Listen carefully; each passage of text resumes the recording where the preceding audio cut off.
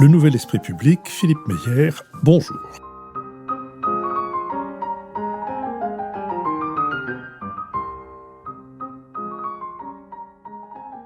Bonjour, merci de nous retrouver pour cette deuxième partie de mon entretien avec Laurent Heinemann. Laurent Heinemann, bonjour.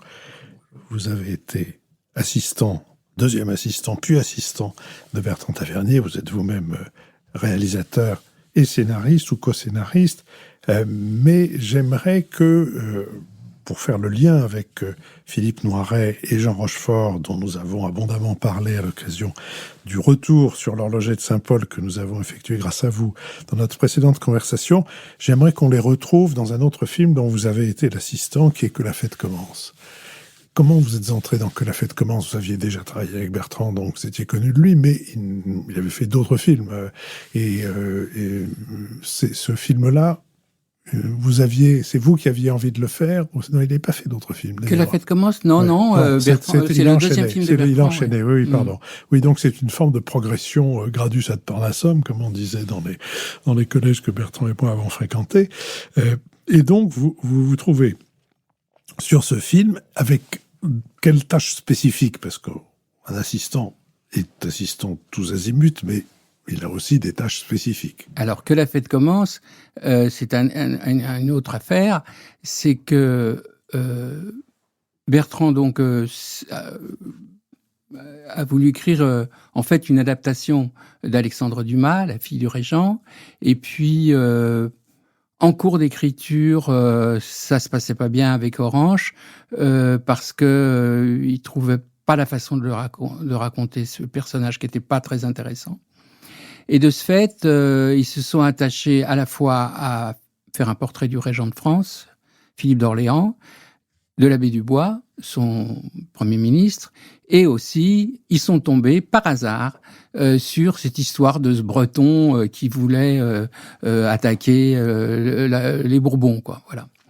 Et je parle de ma petite personne. Pendant que Bertrand écrivait, j'étais en train de préparer un autre film qui m'avait été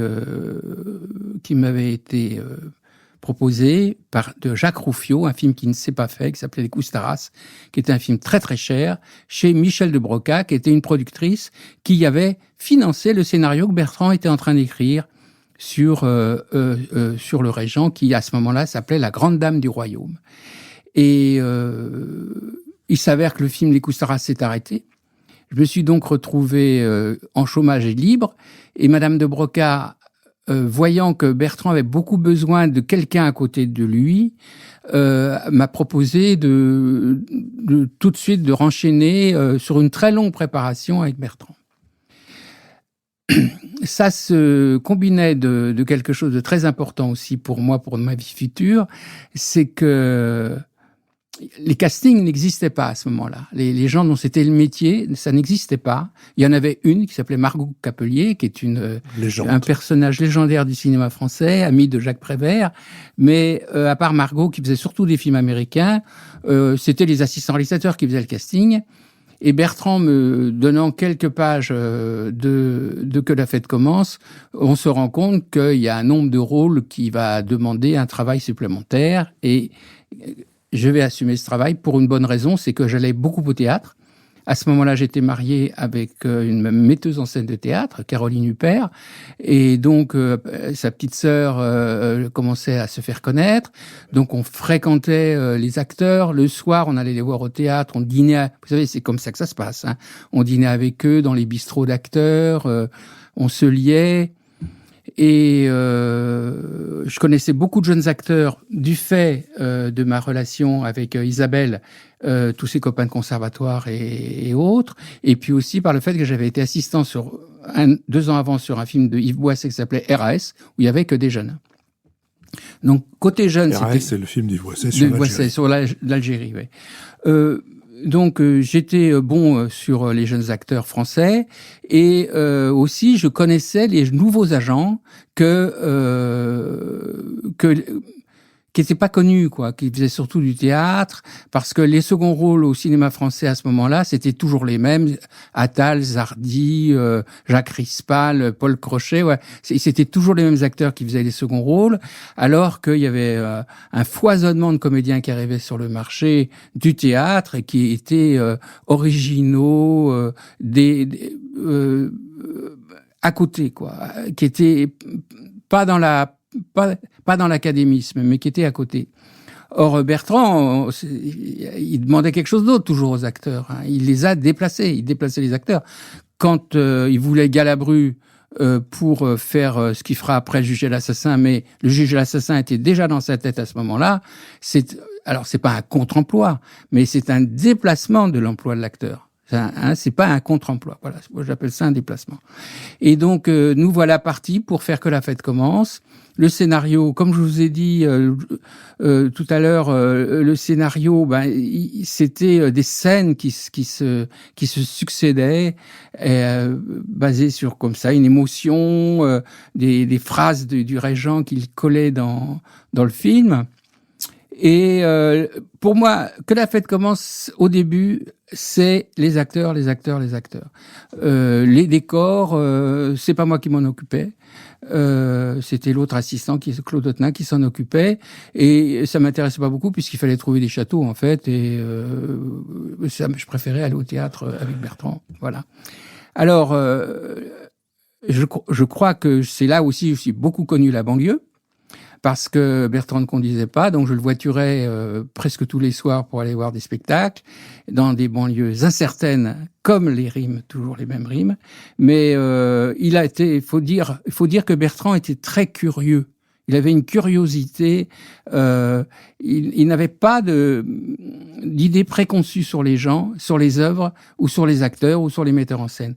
Il pouvait lire une critique mauvaise d'un spectacle, il lirait quand même, pour voir par lui-même et peut-être aussi se lancer le défi de savoir ce qu'il en pensait vraiment lui.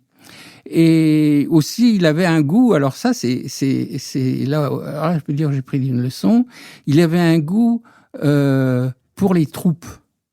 Il adorait les troupes. Et d'ailleurs, on a engagé des troupes sur Que la fête commence. On a engagé le Splendide. C'est Rochefort qui nous a dit « Allez voir ces jeunes-là qui sont rue des Lombards. Ils jouent dans un théâtre qu'ils ont construit eux-mêmes, à l'imitation du Café de la Gare. Ça s'appelle le Splendide. Et allez-y, ils jouent une pièce qui est formidable. » On y a été. Et alors, après, j'étais voir à la sortie. Est-ce que vous pouvez être demain après-midi au bureau de Phil de Broc à la Garenne-Colombe? Et ils sont tous venus. Enfin, tous que les gars, ils sont venus. Les filles sont pas venues. Ils sont venus, on les a tous engagés. Bisson, alors, chez Bisson à ce moment-là, quand il y avait Sarcelles-sur-Mer, toutes ces pièces-là, on allait à, je sais plus, à Pétaouchnok voir les pièces de Jean-Pierre Bisson, et on a engagé Nicole Garcia, Jean-Paul Faré, François Lalande, Brigitte Rouen, tout ça, c'est la troupe de Bisson. On engageait la troupe, quoi. Et c'était très exaltant comme travail. Je peux vous assurer, c'est exaltant. Et voilà, ça s'est présenté comme ça. Et puis, toujours chez Taverdier, enfin toujours ce que j'ai vécu moi, puisque après j'ai arrêté d'être son assistant, puisque j'ai eu l'avance sur recette pour mon premier film pendant le tournage de Que la fête commence. Pendant le tournage de Que la fête commence, je vous raconte ça quand même, un peu de souvenirs personnels. J'ai demandé l'avance sur recette sur un scénario que Bertrand m'a poussé à écrire. J'en avais l'idée et l'envie, mais il m'a dit vas-y. Donc j'ai écrit ce scénario, je le dépose à l'avance sur recette, et le résultat de la commission, c'était un jour on tournait le moment du procès de Marielle à Saumur. Et donc avec le premier assistant, je combine un truc pour vers 5 heures m'éclipser sans qu'on voit. On revient au procès de Marielle, c'est dans Que la fête commence, c'est Marielle Poncalec qui est jugée à Saumur. Voilà. Merci. Oui. Et alors, donc, j'avais combiné un truc pour m'éclipser vers 5-6 heures pour appeler le CNC, le centre du cinéma, pour savoir le résultat des courses. Et on s'arrange pour que personne s'en rende compte. Et hop, je pars, je traverse la route, je vais dans le pauvre café, je téléphone à Paris, et là, on me dit, vous avez l'avance sur recette, je raccroche, je re-rentre sur le plateau. Et ils étaient en train de répéter. Et à ce moment-là, Bertrand avec alors le résultat, vous voyez que et je dis j'ai l'avance sur recette. Et à ce moment-là, Marielle dit pour toi mon petit gars, les emmerdements commencent. Jusqu'à quel point avait-il raison? Oh oui. Donc, en fait, tout ça pour... voilà, c'était l'ambiance, ça, quand même. C'était l'ambiance. Jamais de relâchement sur le travail, jamais de relâchement sur le sérieux du travail, mais toujours le plaisir, le plaisir, le plaisir. Alors, vous venez de dire à quel point Bertrand Tavernier était attentif aux acteurs, à quel point il allait en voir, y compris dans des banlieues improbables et peu confortables en général. J'ai aussi été témoin de cette capacité à entraîner avec lui dans des endroits où on ne serait jamais allé, même avec un pistolet dans le dos, et dont on revenait et dont il était capable de parler pendant des heures. Et il emmagasinait comme ça, comme les écureuils ont des noisettes. Lui, il avait des acteurs et des actrices dont il se souvenait quelquefois, parce que c'est un autre aspect de sa personnalité qui, moi, m'a beaucoup impressionné, c'est sa mémoire des détails, sa mémoire de choses sans importance et de gens qui n'avaient pas de statut particulièrement doré, mais dont il se souvenait parce qu'il s'en souvenait, qu'il leur avait trouvé une qualité.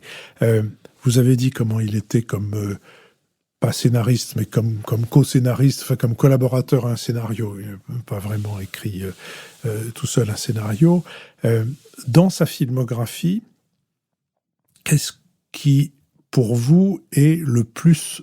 On l'a dit tout à l'heure que tout Tavernier était dans l'horloger de Saint-Paul, mais qu'est-ce qui est le plus Tavernier dans la filmographie de Bertrand? Pour moi, pour vous, c'est Un dimanche à la campagne. Parce qu'un dimanche à la campagne repose sur une chronique légère et tendre et cruelle. Et ces aspects extrêmement contradictoires qu'il y a dans ce film, sur les personnages, sur cette quiétude, sur ce drame qui se noue, sans dramatisation, c'est son style, son lyrisme, sa pudeur. Voilà, pour moi, c'est le film qui est le plus de ce que je retenais de Bertrand. Alors, vous avez raison quand vous dites que l'horloger de Saint-Paul comporte tout Tavernier. Je suis tout à fait d'accord avec ça. Mais pour moi, Un dimanche à la campagne, c'est Tavernier qui apparaît, quoi. C'est pas caché, c'est pas enfoui dans les secrets de son enfance ou dans les secrets de sa timidité ou de sa pudeur. C'est pas enfoui, ça effleure comme ça. Et je trouve le film d'une immense qualité de ce point de vue-là. Et si je continue dans cette série, je viens de vous demander, comme cinéaste, quel Tavernier vous mettriez en avant, et comme cinéphile? Alors, comme cinéphile,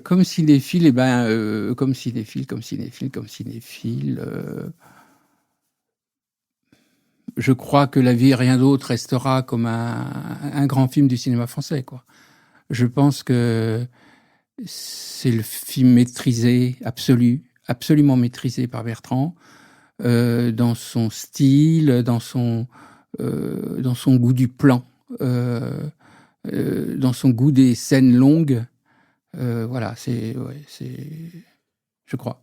Vous avez été donc son assistant à 2 reprises. Il y avait quelque chose avec Bertrand Tavernier que tous les interlocuteurs que j'ai interrogés ont souligné, que j'avais moi-même observé. Je me souviens d'être allé à l'invitation de Bertrand à la projection d'un bout à bout, mais qui était très avancé quand même. Et le bout à bout durait 3h10. Et j'étais à côté de Frédéric Bourboulon, son producteur, qui s'est penché vers moi et qui m'a dit « c'est un court-métrage ». Il y avait quelque chose, tout le monde le souligne, de la difficulté, pour ne pas dire quelquefois l'incapacité de Bertrand à enlever des trucs qui étaient déjà filmés. Vous avez eu à vous confronter à lui sur cette question-là? Oui, il m'a pu parler pendant 3 mois après. J'ai une histoire, c'est Conan. Il me fait venir à à une projection comme ça de Conan, mais c'était le montage était très le film était trop long, mais le montage était très avancé. Et c'est une projection, il y avait Claude Sautet. Et après il me dit alors qu'est-ce que tu penses? Alors je lui dis c'est magnifique, etc. Je fais plein de compliments tout à fait sincères. Hein. Et je lui dis, mais il y a une scène, cette scène-là, pourquoi elle est avant cette scène-là? Moi, je la verrais bien après, et puis un peu raccourcie. Ah non, je ne couperai pas, tu vas pas être de ceux qui veulent me faire couper tout le temps. Non, Bertrand, tu me demandes ce que je pense. Voilà, il faudrait, à mon sens, s'avertir ces deux scènes, et la deuxième, couper un peu dedans. Bon. Je raccompagne Sautet chez lui, dans la voiture, on me parle un peu, je lui dis, dis donc, je t'ai pas entendu, parce que vous savez que Sautet avait la réputation tout à fait justifiée d'être un maître du scénario, de savoir tout de suite ce qu'allait pas dans les films, etc. Vous savez que c'était, voilà, c'était sa réputation, mais c'était justifié, c'était un homme extraordinaire il m'a fait couper dans un de mes scénarios, je peux vous dire, c'était hyper judicieux. Il me dit, non, j'ai vraiment rien à dire, je ne sais pas quoi dire, j'ai rien à dire. Bon, on va dîner ensemble au Gobelin. Il me répète, je sais pas quoi dire, je ne sais pas quoi dire. Bon, très bien. Et je lui dis, en tout cas, je vois bien, je dis que moi, je l'ai ouvert, j'aurais mieux fait de me taire parce que j'ai vu que je le fâchais. Qu'il attendait que je le soutienne. Il doit être en conflit avec je ne sais qui sur le montage. Et je me doutais bien que comme le film était trop long, c'était les distributeurs. Et le lendemain, on sonne chez moi, j'ouvre la porte, et c'était le chauffeur d'Alain Sard, le producteur, avec un paquet. J'ouvre le paquet, dans le paquet, il y a une boîte de cigares 898 de Partagaz, donc très très beau cadeau. Dans ce temps-là, je ne fume plus. Et j'appelle Sard pour le remercier, je lui dis, écoute, je suis très content que tu me fasses un cadeau, je te remercie beaucoup, mais qu'est-ce qui me vaut l'honneur d'avoir un cadeau de ta part? Il me dit, tu t'es disputé avec Bertrand hier soir. Je suis pas disputé. Tu as dit quelque chose. J'ai dit oui. Il m'a dit, il a coupé 19 secondes hier et je voulais te remercier. 19 secondes, ça fait, pour chaque Partagaz, ça valait en effet la peine. Et lui avoir fait couper 1 minute vous aurait permis de vous fournir en cigares jusqu'à la fin de vos jours. Vous tournez vous-même, mais vous avez vu, je vais pas vous poser des questions sur votre façon de tourner parce qu'on est guère lucide sur soi-même et je vais pas vous demander ce que vous avez emprunté à Tavernier, sauf si vous tenez à me le dire, ou si vous en êtes conscient dans votre propre façon de tourner, mais je voudrais plutôt vous demander, vous avez vu d'autres cinéastes tourner, et qui et comment vous vous situez les uns et les autres, non pas pour faire un classement de celui mais pour définir les différences et à travers ça de comprendre un peu mieux qui était le cinéaste Bertrand Tavernier. Question très compliquée. Très compliquée. Un jour, il est venu au montage des mois d'avril meurtriers pendant que je tournais. On montait moi je continue à faire ça, je montais pendant que je tournais. Et il y avait un plan qu'il voit n'importe comment. On avait le même monteur, donc il connaissait nos liens, il n'y avait pas de problème. Et Bertrand dit, mais pourquoi il continue pas là, ce plan? Pourquoi il continue pas? Et c'est vrai que à un moment donné, ce plan s'arrêtait, quoi. Il se terminait, je sais pas, sur une cruche d'eau, quoi. Il y avait une conclusion au plan. Et en fait, Bertrand Tavernier, c'est un type qui voulait pas terminer les plans. Il voulait que ça soit toujours au plus long de ce que l'on peut imaginer, quoi. C'est-à-dire que, tout comme ses scénarios, sa mise en scène était construite sur quelque chose qui avait à voir avec ce que lui renvoyait le réel. Le réel, c'est les acteurs qui jouent, hein, le réel, ou c'est le décor, une chaise sur laquelle un acteur a envie de s'asseoir, etc. Et ce que ce réel lui renvoie, et ça, c'est comme cinéphile, c'est, en regardant ces films, je revois ça, et je me souviens toujours de cette phrase qu'il a dite au montage, pourquoi il continue pas? Et effectivement, lui, il continuait. Il continuait dans le plan. Quand il découpait, comme on dit, c'est-à-dire que quand il faisait du montage à l'intérieur de ces scènes, c'était souvent pour accentuer des problèmes psychologiques, quoi, ou être plus fort dans une émotion. Mais Bertrand, lui, c'est le type qui essaye en tout cas d'aller au bout de son idée, quoi. Au bout de son idée, et dans le bout de son idée, c'est ce que lui renvoient les autres. Et d'ailleurs, sur sa façon de travailler, même quand il était cinéaste débutant, même quand il a fait son premier film, il ne n'écrivait pas un petit storyboard sur un carnet, comme on fait tous, enfin beaucoup d'entre nous engagent soit des gens pour faire ça en leur disant quoi faire, soit moi je fais des petits dessins sur mon cahier, là ça sera un plan large, voilà, j'écris ça. Lui, c'est pas ça du tout. Lui, il fait répéter les acteurs, et quand les acteurs ont répété, il perfectionne son idée, il construit la mise en scène autour de ce qu'il vient de voir, de l'émotion qu'il vient de ressentir. Et il faut avoir un sacré moral pour faire ça, parce que quand vous êtes sur le plateau, que vous avez toute l'équipe derrière qui attend cette fameuse phrase « Qu'est-ce qu'on fait ?», et que vous arrivez à ne pas le savoir, mais à l'obtenir très vite et à le décider très vite, en se faisant aider à gauche et à droite d'ailleurs, par l'opérateur avec lequel il doit s'entendre parfaitement, eh bien, quand ça se passe, il y a le respect et il n'y a pas l'angoisse, quoi. Alors qu'on pourrait être effrayé quand on commence à faire du cinéma, à voir ces gens qui disent alors où est-ce qu'on met la caméra ? Où est-ce qu'on met la caméra ? Eh bien, Bertrand, il s'en foutait un peu de ça, quoi. C'est-à-dire que quelque part, il avait vu les acteurs répéter, il avait eu son idée, et après la caméra, on la mettra au bon endroit, et elle sera au bon endroit. Et souvent, il disait, quand on fait trop d'axes différents sur la même scène, on ne filme jamais le bon. On en filme 10, mais jamais le bon. Et chez Bertrand Tavernier, quand vous regardez ses films, il y a une idée forte par scène, qui va jusqu'au bout. Et puis, elle essaye pas de se couvrir, de se rattraper, de se sécuriser par des petits trucs de script girl. Là, il faudrait faire ci, il faudrait faire ça. Ça, pour moi, c'est ça, Tavernier. Alors, peut-être pourrions-nous terminer sur un autre aspect de Bertrand Tavernier, qui est le Bertrand Tavernier engagé parmi les autres cinéastes, et notamment à travers la SACD, la Société des auteurs et compositeurs, dont vous êtes aussi membre. Et peut-être pouvez-vous nous dire qui il était quand il était le militant du droit d'auteur, le militant de l'exception culturelle et le militant de la loi Hadopi. Voilà.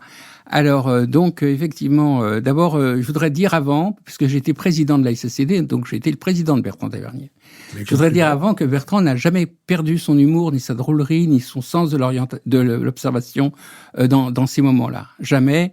Quand il rencontrait une personnalité bruxelloise ou autre, ou une star de la politique européenne, il revenait en disant « T'as vu, il arrêtait pas de se triturer la poche », ou comme ça me rappelait que quand il avait rencontré le maire de Lyon pour l'orgie de Saint-Paul, la seule chose qu'il nous a raconté quand il est rentré de ce rendez-vous, qui devait avoir des autorisations extrêmement complexes, c'était que le gars venait manger du jarret de veau à midi et qu'il avait un petit bout de jarret coincé dans la dent.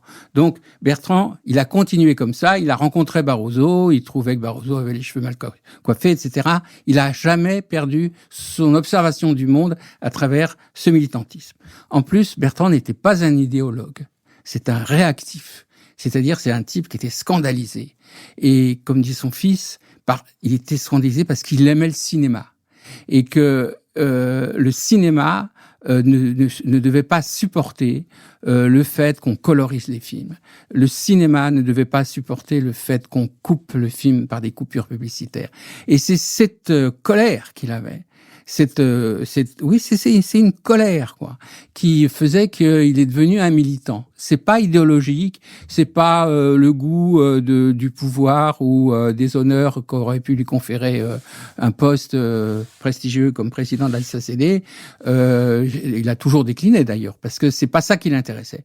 Ce qui l'intéressait, c'était d'exprimer cette colère, cette réaction qu'il avait devant le monde, qui en gros, quoi, essaye de marchandiser trop notre monde artistique, et qui donne, alors sa grande culture du cinéma américain l'aidait, parce qu'il nous disait mais voyez comment ça va se passer, voyez comment ça se passe dans les compagnies, dans les majors, ne rentrons pas là-dedans. Et on était en face de gens, même de gauche, qui étaient fascinés par le Big is Beautiful, fascinés, et Bertrand leur expliquait constamment que en fait nous faisions un art de l'individu pour l'individu et que derrière tout ça, il y a le respect du public et que c'est emportement qu'il avait.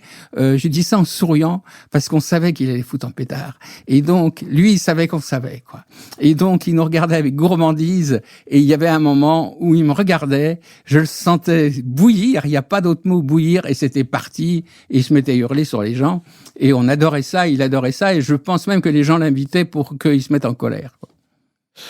Laurent Heinemann, je vous remercie d'avoir évoqué le cinéaste et le militant avec nous, et de nous laisser en héritage donc l'Horloger de Saint-Paul que nous avons particulièrement regardé et commenté la dernière fois, et cette fois-ci un film pour lequel là c'est à moi de vous rejoindre, Un dimanche à la campagne. Laurent Heinemann, merci. C'est moi qui vous remercie.